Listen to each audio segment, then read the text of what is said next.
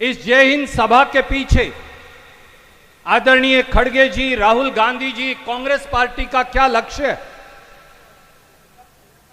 दोस्तों, साथियों, बुजुर्गों, जब हम सेना की बात करते तो एक बात जान लीजिए, और राजस्थान की रणबांकुरों की ये धरती तपती गर्मी और तपती रेत से इस देश की रक्षा के लिए सैनिक पैदा करने वाली ये धरती ये जानती कि शौर्य का महत्व क्या है, पराक्रम का महत्व क्या है। हमारे देश की सेना, किसी व्यक्ति को 140 करोड़ लोगों में शक नहीं हो सकता कि इस देश की सेना के शौर्य पर हर भारतीय को, हर राजस्थानी को गर्व है।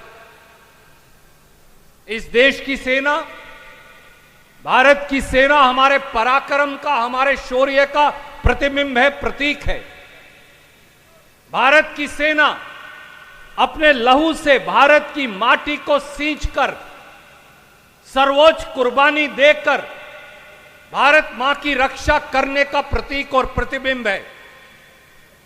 भारत की सेना बहादुरी की वो मिसाल है जो केवल हिंदुस्तान में नहीं, पूरी दुनिया में दी जाती।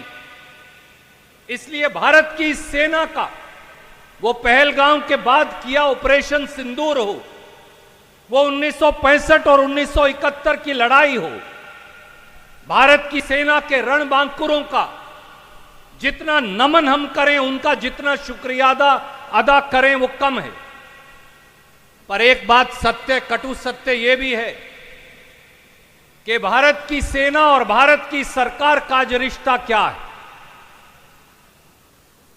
सेना की वर्दी सिलवाकर और कपड़े पहनकर फोटो खिंचवाकर वोट बटोरना एक बात है, पर सेना के लिए आज की सरकार कर क्या रही है, ये हमारे एक्स सर्विसमैन साहिबान, ये हमारी माताएं और बहनें, रणबांकुरों की पत्नियां और विधवाएं ये जानना चाहती।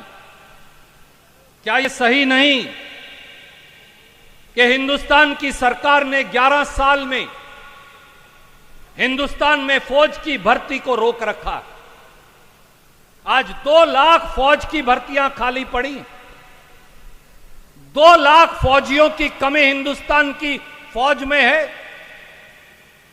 50,000 के करीब अफसरों की फौज के कमी है। आज इस मंच से यह सवाल तो पूछा जाना चाहिए, बीजेपी से भी, मोदी जी से भी, कि 2 लाख फौज की भर्तियां बीजेपी की सरकार क्यों पूरी नहीं कर रही, क्यों नहीं भर रही, क्यों हमारी सुरक्षा में अगर सेल लग गई तो उसके लिए जिम्मेवार कौन होगा? यह सवाल तो पूछा जाना चाहिए और अवश्य पूछा जाएगा इस मंच से कि हमारी फौज को 1 रैंक 1 पेंशन, उसकी सुविधा जो कांग्रेस की सरकार ने दी थी और जो बाद में वापस ले ली गई, वो बीजेपी की सरकार और प्रधानमंत्री मोदी क्यों नहीं दे रहे? ये हमारे सैनिक साथी जिनके आगे हम नमन करते, हमारे बुजुर्गवार सर हिला रहे हैं हामी में। मैं पूछता हूं, हिंदुस्तान का एक नौजवान होने के नाते सारा बजट जो है उस सबसे जरूरी क्या है? उनकी जिंदगी जरूरी है, जो आज भी बॉर्डर पर खड़े होकर मेरी और आपकी रक्षा कर रहे हैं, हमारी फौज के सैनिक, उनके लिए 1 रैंक 1 पेंशन क्यों नहीं दिया जा रहा? कांग्रेस की सरकार ने देश की रक्षा के लिए माउंटेन स्ट्राइक फोर्स बनाई थी कि अगर कहीं चीन और पाकिस्तान दोनों से लड़ाई हो तो हमारे पास एक और माउंटेन स्ट्राइक फोर्स होनी चाहिए। 60,000 और फौजियों की भर्ती होनी थी। आज 11 साल बीत गए। 11 साल बीत जाने के बाद माउंटेन स्ट्राइक फोर्स की भर्ती क्यों नहीं हुई? हम हमारे वायुसेना के जाबाज सैनिकों की, पायलट्स की तारीफ तो कर देते हैं, पर यह नहीं बता रहे कि हमारी वायुसेना के अंदर 45 स्क्वाड्रन होनी चाहिए जहाजों की। आपको ये बात मालूम है, आप मेरे सामने बैठे, आपने वायुसेना में सर्विस की है। आज वो स्क्वाड्रन पूरी क्यों नहीं की गई?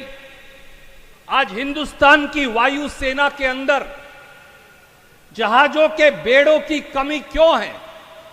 यह सवाल तो प्रधानमंत्री और मोदी जी से और बीजेपी से पूछना पड़ेगा। और दोस्तों, बुजुर्गों, साथियों, माताओं, बहनों, सैनिकों, पत्रकार साथियों, यह सच है कि अगर हमारी सेना का शौर्य और बहादुरी ना होता तो आज हम पाकिस्तान को धूल ना चटा चुके होते। पर यह भी सच है कि जब सारे पत्रकार चीख चीख कर कह रहे थे कि हमारी सेना जो है वो लाहौर पहुंचने वाली है, कराची पहुंचने वाली है, पाकिस्तान के घुटने टूट चुके हैं, गोडे टूट चुके हैं, पाकिस्तान धराशायी होता जा रहा है। जब दो पहलवान दंगल लड़ रहे हों और एक पहलवान हार गया हो तो फिर अपने यहां राजस्थान और हरियाणा में कहावत है, कमर लगानी जरूरी है, नहीं तो कुश्ती पूरी नहीं मानी जाती। जब सेना जीत रही थी ये लड़ाई, जब सेना का हाथ बहुत ऊपर था और पाकिस्तान नीचे था, जब पाकिस्तान के गोडे टूट चुके थे, तो ऐसे में रातों रात बगैर हमारी सेना से बात किए एकदम अमेरिका द्वारा पाकिस्तान से युद्ध विराम की क्या आवश्यकता थी? यह सवाल तो जैसा गहलोत साहब कह रहे थे, जैसा हमारे भाई सचिन पायलट कह रहे थे, जैसे अध्यक्ष जी कह रहे थे, यह सवाल तो पूछना पड़ेगा। यह सवाल तो पूछना पड़ेगा कि 75 साल में पहली बार युद्ध विराम हिंदुस्तान का हो और घोषणा पाकिस्तान का राष्ट्रपति करे। यह क्यों हो रहा है? क्या यह सही नहीं साथियों कि 10 मई को 5:33 शाम को पाकिस्तान के राष्ट्रपति ने युद्ध विराम की घोषणा कर दी। 5:38 पर हिंदुस्तान और पाकिस्तान के युद्ध विराम की घोषणा पाकिस्तान के विदेश मंत्री ने कर दी और हिंदुस्तान के विदेश सचिव ने यह 5:58 को बताया। जो बात हमारे और पाकिस्तान के बीच थी, पाकिस्तान हमारे आगे झुका, तो अमेरिका कौन है जो हमारा फैसला कर रहा है? यह सवाल पूछने का समय आ गया। और ठीक कहा दोतासरा जी आपने, यह कहा जा रहा था और अमेरिका के राष्ट्रपति द्वारा एक बार नहीं 8 बार यह कहा गया कि यह युद्ध विराम नहीं होता। अमेरिका के राष्ट्रपति कहते हैं मैंने करवा दिया क्योंकि मैंने कहा धंधा बंद कर देंगे। मैं आज आपसे पूछता हूं, व्यापार जरूरी है या देश जरूरी है? इस बात का जवाब मोदी जी को देना पड़ेगा।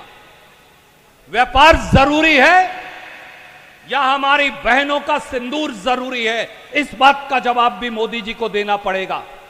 अगर आपकी रगों में सिंदूर दौड़ता है तो व्यापार के आधार पर प्रधानमंत्री जी समझौता कैसे हो सकता है? इसका जवाब हिंदुस्तान की, बाड़मेर की, राजस्थान की जनता मांग रही है। और जैसा दोतासरा जी कह रहे थे, अगर ये झूठ है तो हिंदुस्तान के प्रधानमंत्री मोदी जी को हम कहते आगे बढ़िए और बोलिए कि अमेरिका के राष्ट्रपति झूठे हैं, वो झूठ बोलते, क्योंकि आपकी चुप्पी ये बताती है, आपका मौन ये बताता है, आप एक शब्द नहीं बोल रहे ये बताता है कि कहीं ना कहीं कुछ दाल में काला है। इसलिए अमेरिका का राष्ट्रपति कुछ भी कहे, प्रधानमंत्री मोदी के मुंह से, वो बीकानेर हो या बिहार हो, एक शब्द नहीं निकलता इस बात का कि अमेरिका झूठ बोल रहा है।